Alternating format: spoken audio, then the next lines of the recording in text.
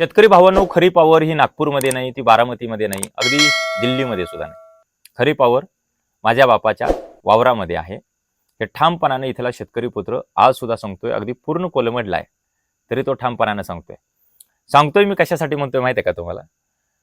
कितीतरी वर्ष झाली आमच्या द्राक्ष बागांना चांगलं पीक येत नाही, पीक आलं तर भाव मिळत नाही, आणि भाव मिळाला तरी कर्ज आमचं फेटत नाही.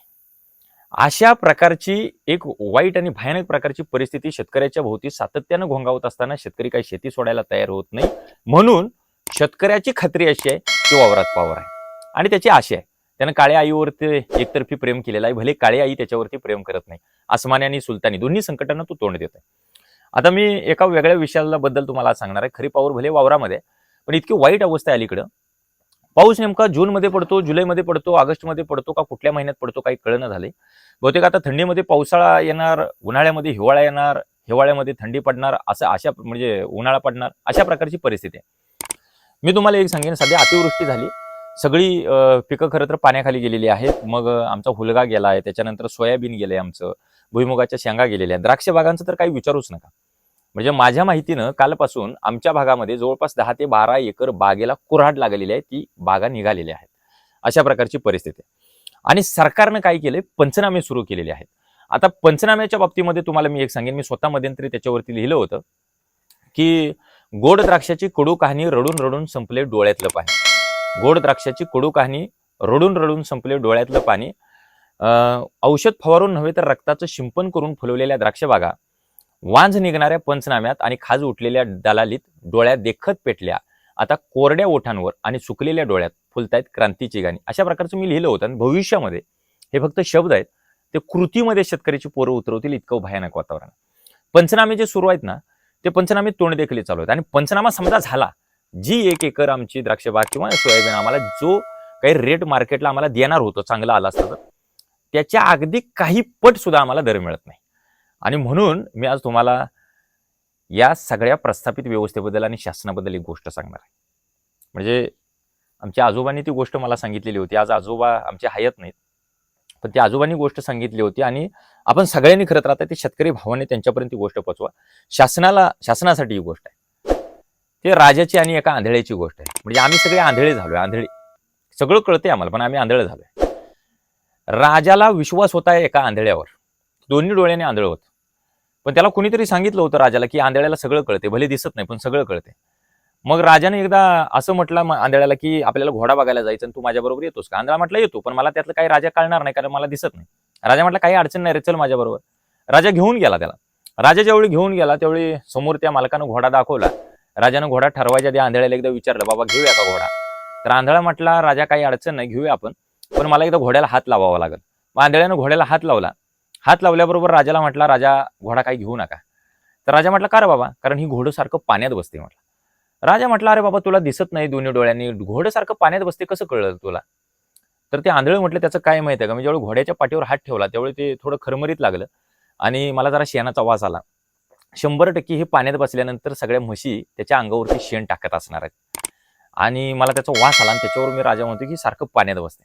राजाने त्या घोड्याच्या मालकाला विचारलं, खरं आहे का बाबा घोडं तुझं पाण्यात बसते? तर ते म्हटलं, होय, याची आई लहानपणी वारली होती आणि तेव्हापासून ते सारखं दुधाच्या आशेनं पाण्यातच बसते म्हटले. राजाला आश्चर्य वाटलं, आंधळ्याला कळलं. राजा म्हटला, ठीक आहे, ही 10 किलो ज्वारी तुला भेट घे. समजून घ्या, ही 10 किलो ज्वारी तुला भेट घे, बक्षीस घे. त्या आंधळ्यानं ते ठेवून घेतलं. मग दुसऱ्या दिवशी राजा म्हटला, तुला लय कळते तर माझ्या पोराला आता सोयरी करायची, म्हणजे पोरगी बघायला जायचे, चल सोबत. आंधळा म्हटला, काय दिसतंय मला राजा? नाही, तुला लय कळते म्हटलं, चल संग. आंधळ्याला घेऊन गेला राजा. पोरगी बघितली, पोरगी राजाला चांगली वाटली. अर्थात राजाच्या पोराला पोरगी बघणार म्हटल्यानंतर दुसऱ्या राजाचीच पोरगी बघणार ना. त्या पोरगीचा बाप राजाच होता, आई राणी होती. हा राजा पोराला बघायला गेला होता. सगळं पसंत पडलं, दोन्ही बाजूनी अगदी देणे घेण्याची चर्चा होणार. तोपर्यंत राजा आंधळ्याला म्हटला, काय तुला कशी वाटते? आंधळा म्हटला, आपल्याला काही ढेकळं दिसत नाही, मी कसं सांगू? तर राजा म्हटला, तुला कळतंय जास्त. तर आंधळा म्हटला, त्याचं काय माहित आहे का, मला हात लावावा लागेल त्या पोरगीला. त्या पोरगीला समोर बोलावलं, त्या पोरगीच्या पाठीवरनं हात फिरवला आंधळ्यानं, आणि आंधळं राजाला बाजूला घेऊन म्हटलं, राजा पोरगी काही करू नका तुमच्या पोराला. राजा म्हटला, का रे बाबा, सगळं चांगलं आहे, राजाची पोरगी आहे ती. नाही म्हटला, या पोरगीचा बाप राजा आहे, पण ही पोरगी काही राणीच्या पोटची नाही म्हटला. राजाला काही कळलं ना, ह्या आंधळ्याला कळलं कसं ही राणीच्या पोटची नाही? मग राजाने तिथून विचारलं, बाबा ही राणीच्या पोटची आहे का? तर ते म्हटले नाही, राणीच्या पोटची नाही. आंधळ्याला राजाने विचारलं, मग ही कुणाच्या पोटची आहे? आंधळे म्हटली 100% नाचणारीच्या पोटची पोरगी आहे, हिची आई नाचणारी नसणार. परत राजाने त्यांच्या आईला विचारलं, तुम्ही नाचगाना करत होता का? तर ती होय म्हटली. राजा बाहेर आला, आंधळ्याला म्हटलं, तुला कसं कळलं हे सगळं? तर राजाला ते आंधळं म्हटलं, राजा मला सांगा, एखाद्या चांगल्या खानदानी घरातली बाई असते तर तिच्या अंगाला मला हात लावू दिला असता का? मी हिच्या अंगाला हात लावला तरी शांतच उभं होत. आणि चालत येताना तिच्या पायातलं घुंगरू वाजलं, माझ्या कानावर पडलं, ते सुद्धा नाचगाण्यासारखं वाजलं. त्यावेळीच मला कळलं ही काय राणीच्या पोटची नाही, नाचगाना करणाऱ्याच्या पोटची. राजा म्हटला, लय हुशार आहे सर. राजा म्हटला, सगळं खड्ड्यात जाऊ दे, मला माझं भविष्य सांग म्हटला. त्यावेळी आंधळं म्हटलं, जाऊ दे राजा, तुम्ही माझं मुंडकं छाटून काढशीला. राजा म्हटला, नाही रे, सांगून टाक. त्यावेळी आंधळं एवढं वाईट बोललं, तुम्हाला सांगतो. आंधळा म्हटला, राजा, आपल्या राज्यात तुमच्यासारखी भिकारचोट अवलाद दुसरी कुठली नाही. हे वाक्य होतं आंधळ्याचं, तुमच्यासारखी भिकारचोट अवलाद दुसरी कुठली नाही. राजानं डायरेक्ट तलवारच बाहेर काढली, तुझं मुंडकं ठेवत नाही म्हटलं.